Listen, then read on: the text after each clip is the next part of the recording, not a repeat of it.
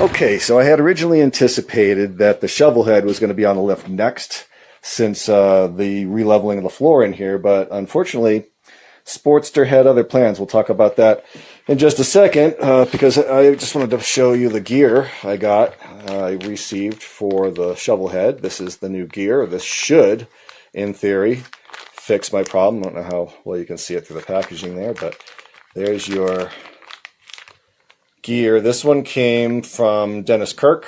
I could not get one the right size from anywhere else that I normally do business with, but Dennis Kirk came through pretty quick with this, so I may be doing business with them again in the future. So that's the gear. I also received this. I purchased, actually, I think this came from J&P, the replacement nut for the pinion shaft to hold that pinion gear on, because I actually did a little damage to the nut that's on there because I misread the torque specs and I tried to put too much torque on it. So I can get it back off, because when I put it on is when I cause a little damage, and the surfaces to take it off look like they're probably okay going that direction. So we'll probably be okay getting it back apart, but I got the new nut so that I can replace the one that I damaged. So that's the shovel head, and that's coming out onto the lift pretty soon. But the Sportster. So took this out the other day, and this has been, going along pretty good. No problems. It runs fine. Haven't had any issues with it, mostly with one minor exception. Now, driving down the road the other day out on the highway, I looked down and I noticed that the cover, which you can see is secure right now, for the air cleaner was just flopping around. Just flopping around, looked like it was ready to fall off. And I was like thinking maybe these bolts were loose and it was just backed out, and I just had to pull over and tighten them down. I was just hoping that I had the right Allen. So, all right, I'm going to take this off. I'll show you what actually happened. Now, originally I had anticipated that possibly these screws had come loose, and that's why this thing was flopping all over the place. So, what actually happened, and I don't know where I put this piece. Here it is. Okay, so what actually happened is this part that goes, or used to go, right there, just snapped. You can see this is actually metal, and just enough flexing and it cracked. You can see all the cracks. And this one, if we put the screw in it again, I can show you, is ready to go as well. Yeah, there you go.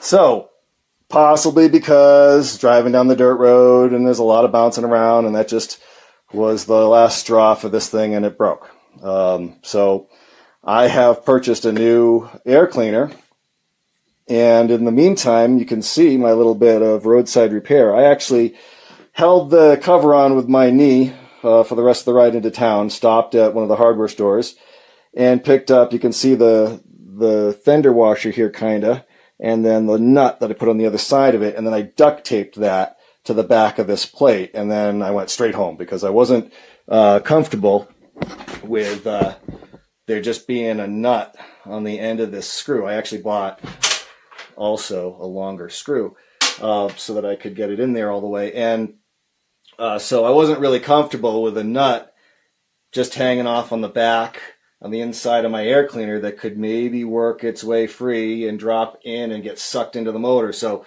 I went straight home after that. I also, a little nylon spacer I used there because that is a bit of a standoff. So I put that in there to keep everything level.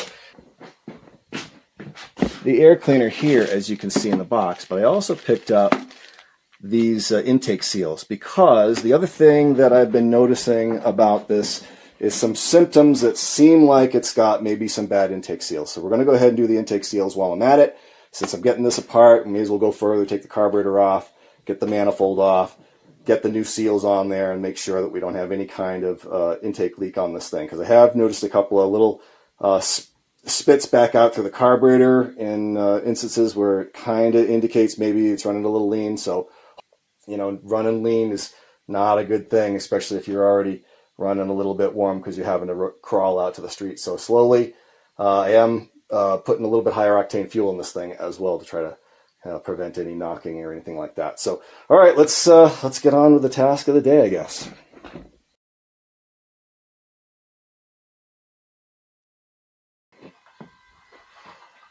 You can see the duct taped stuff on the back. I guess that wasn't going to go anywhere. It's too bad. This is probably a perfectly serviceable air cleaner. If I washed it, it'd probably be fine. But all broken.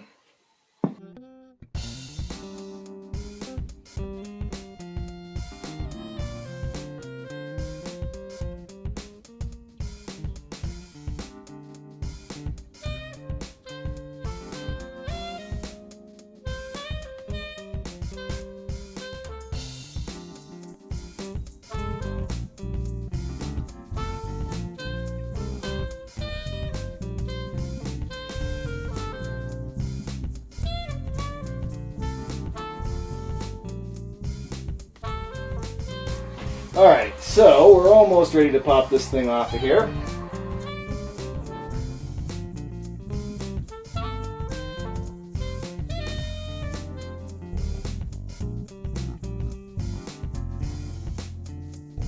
Oh my god. Okay, I think we can be fairly sure that we've got an intake leak.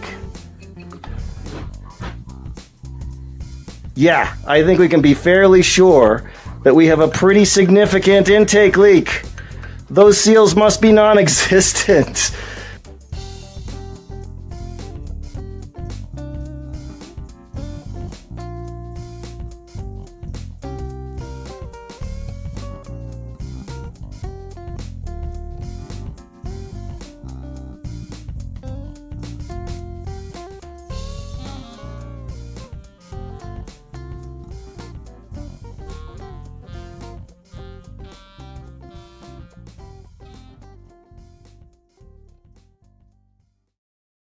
Okay, and this comes right out. Whoops. There goes one of them. And that fell off so easily. You know there was nothing. No, oh wow. Just destroyed. Wow, just completely destroyed. Look at it. Looks like somebody tried to seal it up at some point, maybe with some goop. But that is garbage. Absolutely junk. Totally trashed. Okay, so that is the back. So you can see this one isn't actually in too bad a shape, and actually did seem to stay on the manifold and hold everything together, so there was a little bit of tension still on this one.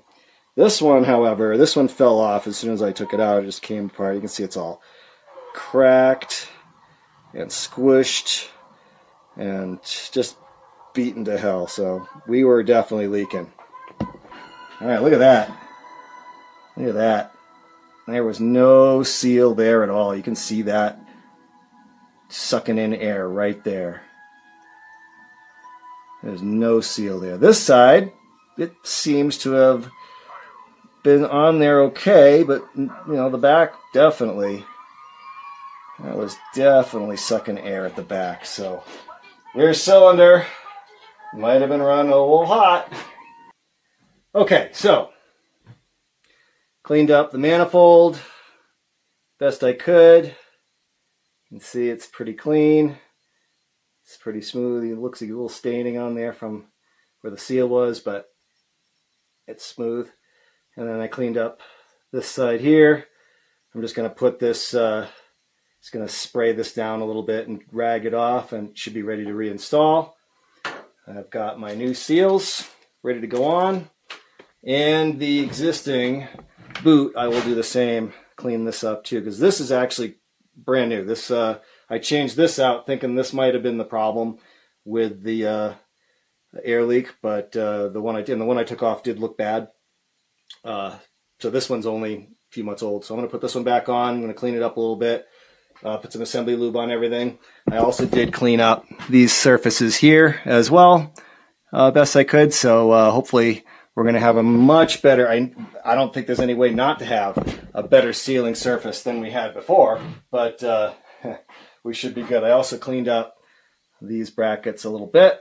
These don't really have a sealing surface. These are just there to press everything in, but I cleaned these up pretty well, and you can actually see that this one has an R on it. It says this one's the back one. All right, so I'm gonna take a quick break for lunch. I'm gonna come back and slap this all back together, and we'll fire it up, make sure everything's good, warm it up a little bit so I can do the oil change. And I don't know if I'll record the oil change, probably not. But at least we'll get this all back together and running and ready to go back out in the wind again.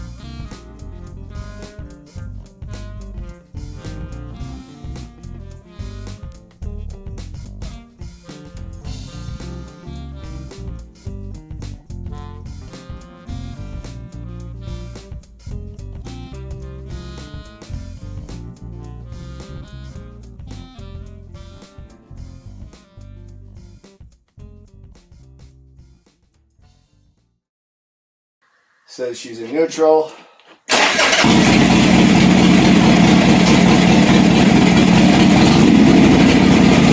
like I set the idle a little high.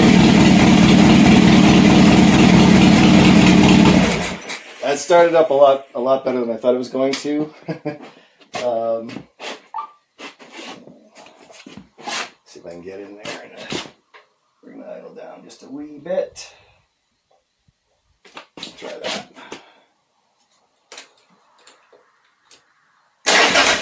Whoa.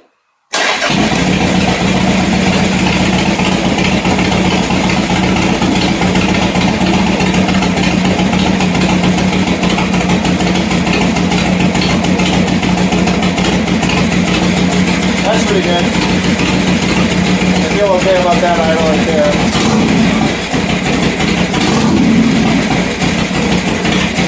All right.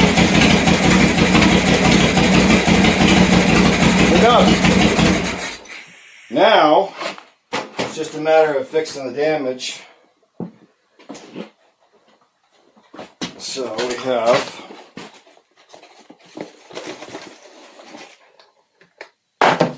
this new air cleaner. So it has the same captured nuts here.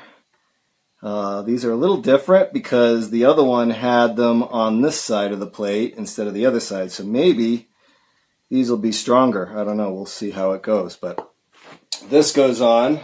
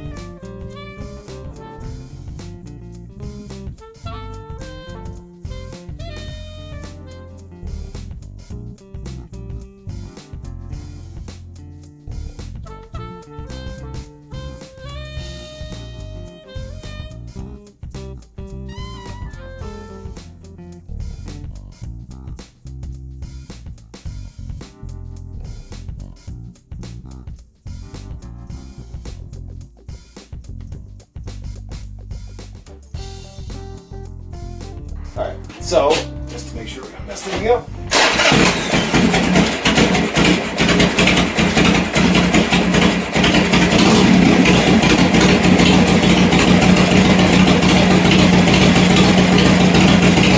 Yeah, I think she runs better.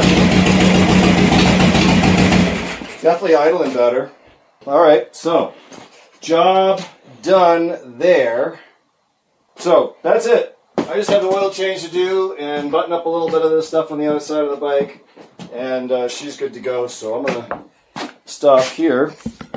Next thing that's going to be on the lift will be the shovel head to put the gear in, and kind of finish that all up too, because I've got the gear, got the nut for that gear, got the pinion shaft nut because I damaged the one that is on there now.